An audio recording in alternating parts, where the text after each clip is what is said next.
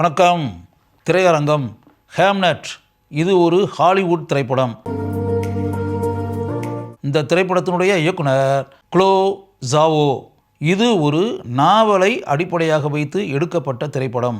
2020 வெளியான அந்த புதினத்தை எழுதியவர் மேகி ஓ ஃபெரல்.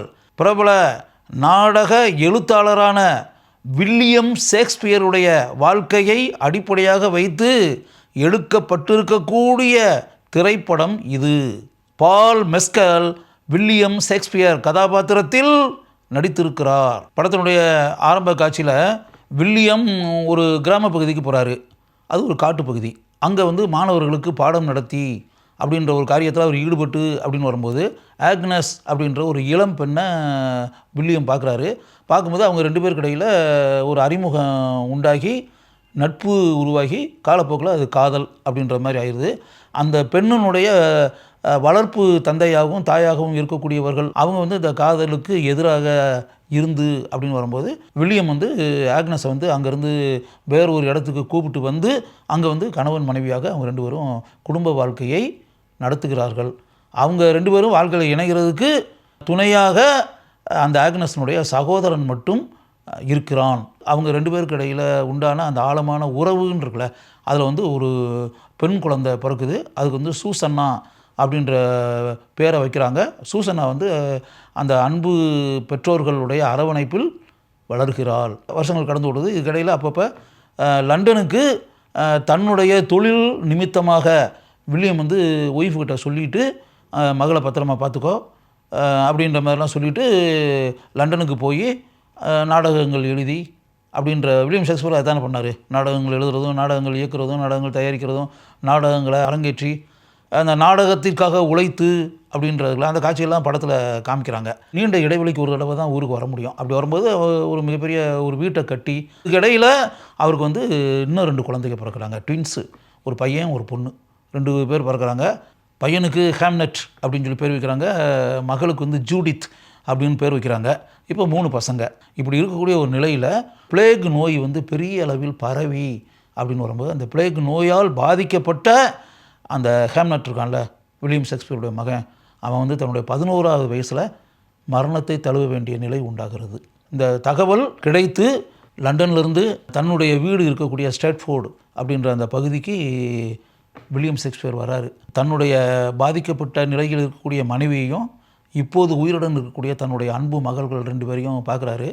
இருந்தால் கூட தன்னுடைய மகன் இந்த உலகத்தை விட்டு போய்விட்டானே அப்படின்ற அந்த மனக்கவலை இருக்குல்ல, அவர் வில்லியம் ஷேக்ஸ்பியரை மிகப்பெரிய அளவில் வாடுமாறு செய்கிறது. இருந்தால் கூட தொழில் அப்படின்ற ஒரு விஷயம் இருக்கு இல்லையா, அவங்க கூடயே இவர் இருக்க முடியாது. தொழில் ரீதியாக லண்டனுக்கு போகணும். படத்தினுடைய உச்சக்கட்ட காட்சியில் ஹேம்லெட் அப்படின்ற தன்னுடைய மகன் இருக்கான்ல, அவனுடைய கதாபாத்திரத்தை மனசுக்குள்ளே வச்சுக்கிட்டு ஹேம்லெட் அப்படின்ற பேரில் நாடகம் நடக்குது. அந்த நாடகத்தினுடைய நோட்டீஸ்ன்னு இருக்குல்ல, அதை பார்த்த வில்லியம் ஷேக்ஸ்பியருடைய மனைவியான ஆக்னஸ் தன்னுடைய சகோதரனை அழைச்சிக்கிட்டு லண்டனுக்கு வர்றா. அங்கு குளோப் என்ற பெயரில் அழைக்கப்படும் அந்த அரங்கில் ஹேம்லெட் நாடகம் நடைபெறுகிறது. அதை பார்க்குறதுக்கு மிகப்பெரிய கூட்டம் திரண்டு நிற்கிது. அந்த நாடகத்தில் ஹேம்லெட் அப்படின்ற அந்த சிறுவன் வர்றான். அந்த சிறுவனின் தந்தையாக நடிப்பவர் வில்லியம் ஷேக்ஸ்பியர். வில்லியம் ஷேக்ஸ்பியருடைய ஹேம்லெட் நாடகத்தில் இருக்கக்கூடிய அந்த கவித்துவ தன்மை கொண்ட வரிகள் இருக்குல்ல, அதையே உரையாடல்களாக இடம்பெற செய்திருக்கிறார்கள். அந்த நாடகத்தினுடைய உச்சக்கட்ட காட்சின்னு இருக்குல்ல, அதில் அந்த ஹேம்லெட் கதாபாத்திரம் இறந்துடுது. அந்த இறக்கிறதுக்கு முன்னாடி அந்த கதாபாத்திரம் வாழ்ச்சண்டை இதெல்லாம் செய்து அப்படின்ற மாதிரி இருக்கும். அந்த ஸ்வர்ட் ஃபைட், அந்த ஸ்வர்ட்லாம் வீசி, இது ஆக்சுவலாக எப்படின்னா வில்லியம் ஷேக்ஸ்பியருடைய மகனாக வரக்கூடிய ஹேம்லெட் இருக்கான்ல, அவன் இறக்கிறதுக்கு முன்னாடி இதே மாதிரி அவனுக்கு பயிற்சி தந்திருப்பார் வில்லியம் ஷேக்ஸ்பியர். அந்த ஊருக்கு வந்திருக்கும்போது அதை மனசுக்குள்ளே வச்சுக்கிட்டு தான் எழுதியிருக்கக்கூடிய அந்த ஹேம்லெட் இந்த நாடகத்தில் தன்னுடைய மகன் கதாபாத்திரத்தை ஹேம்லெட் என்று படைத்து அப்படின்னு அந்த வாளை சுழற்றக்கூடிய காட்சி இருக்குல்ல, அந்த நாடகத்தில் வச்சுருப்பார். படத்தினுடைய ஃபினிஷிங்கில் அந்த கதாபாத்திரத்தின் மீது அளவற்ற அன்பையும் பாசத்தையும் வைத்திருக்கக்கூடிய ஆக்னஸ் தன்னுடைய மகனையே நேரடியாக பார்க்கிறோம் அப்படின்ற உணர்வால் உந்தப்பட்டு அந்த கதாபாத்திரத்துக்கு முன்னாடி போய் தன்னுடைய கையை வந்து அப்படியே ஆக்னஸ் நீட்டுவா. அவர் நீட்டும்போது அந்த நாடகத்தை பார்க்க வந்த ஆண்கள் பெண்கள் எல்லாருமே அந்த ஹேம்லெட் கதாபாத்திரம் இருக்குல்ல அதுக்கு முன்னாடி தங்களுடைய கைகளை நீட்டுவார்கள். அந்த பையன் வந்து அந்த கையை வச்சு அனைவரையும் தொட்டு தன்னுடைய தாயின் கைகளில் தன்னுடைய கையை பதித்து அப்படின்ற மாதிரி இருக்கும். ஆக்னஸ் ஹேம்லெட்டின் தாய் உணர்ச்சி வசப்பட்டு தன்னுடைய கணவன் எந்த அளவிற்கு தன்னுடைய மகனின் மீது அளவற்ற அன்பையும் பாசத்தையும் வைத்திருக்கிறார் என்பதை நேரடியாக பார்த்து தன்னுடைய கணவனை மனதிற்குள் பெருமையாக நினைத்து அந்த பெருமையுடன் கணவனை மதிப்பான வகையில் பார்த்து அப்படின்ற பேட்டர்னில் வந்து அவள் பார்த்துக்கிட்டு இருக்கிறதோட இந்த திரைப்படம் முடிவடைகிறது. பால் மெஸ்கல் வில்லியம் ஷேக்ஸ்பியராகவே வாழ்ந்திருக்கிறார். படத்தினுடைய ஆரம்ப காட்சியிலிருந்து இறுதி காட்சி வரை கவித்துவ தன்மையுடன் அவருடைய கதாபாத்திரம் மிகவும் சிறப்பாக செதுக்கப்பட்டிருக்கிறது. வில்லியம் ஷேக்ஸ்பியரையே நம் கண்களுக்கு முன்னால் உயிர்ப்புடன் கொண்டு வந்து நிறுத்தி இருக்கிறார் இவர் என்பதே உண்மை. ஜெஸ்ஸி பக்லே இவர்தான் ஆக்னஸ் கதாபாத்திரத்தில் நடித்திருக்கக்கூடிய நடிகை.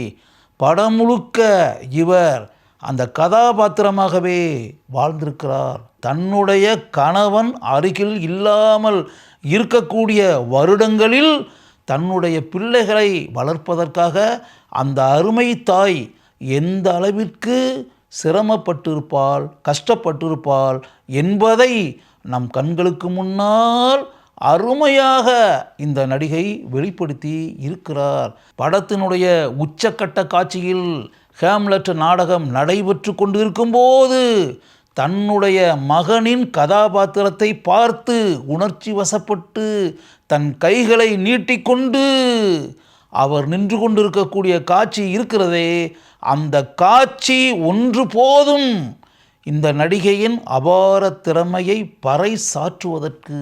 சமீபத்தில் அறிவிக்கப்பட்ட ஆஸ்கார் விருது போட்டியில் இந்த திரைப்படத்திற்காக சிறந்த நடிகைக்கான ஆஸ்கார் விருதை ஜெஸ்ஸி பக்லே பெற்றிருக்கிறார் என்பதை தெரிய நேரும்போது எனக்கு உண்டாகக்கூடிய மகிழ்ச்சிக்கு அளவே இல்லை. ஜோ ஆல்வின் இவர்தான் ஆக்னஸின் சகோதரராக வருபவர். ஜேக்கோபி ஜூப் இவர்தான் ஹேம்லெட் கதாபாத்திரத்தில் நடித்திருக்கக்கூடிய இளைஞர். அவர் வரக்கூடிய காட்சிகளில் அந்த கதாபாத்திரம் நம்முடைய மனங்களில் ஆழமாக பதியக்கூடிய அளவிற்கு இந்த இளைஞருடைய நடிப்பு இருக்கிறது. போதி ரே பிரத்னாச் இவர்தான் சூசன்னா கதாபாத்திரத்தில் நடித்திருக்கக்கூடிய இளம் நடிகை. அழகான தோற்றத்தை கொண்டிருக்கக்கூடிய இந்த நடிகை அந்த கதாபாத்திரத்திற்கு கச்சிதமாக பொருந்தி இருக்கிறார். ஒலிவியா லைன்ஸ் இவர்தான் ஜூடித் கதாபாத்திரத்தில் நடித்திருக்கக்கூடியவர். அந்த கதாபாத்திரத்திற்கு எந்த அளவிற்கு மிகச்சிறந்த நடிப்பை வெளிப்படுத்த வேண்டுமோ அதை இவர் நன்கு செய்திருக்கிறார்.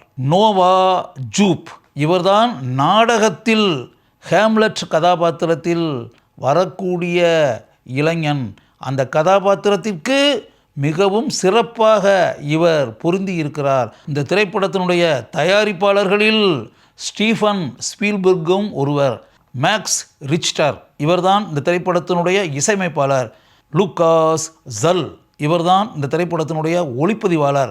வில்லியம் ஷேக்ஸ்பியருடைய வாழ்க்கையை ஒரு மிகச்சிறந்த திரைப்படமாக இயக்கி இருக்கக்கூடிய க்ளோ ஜாவோவை நான் முழு மனதுடன் பாராட்டுகிறேன்.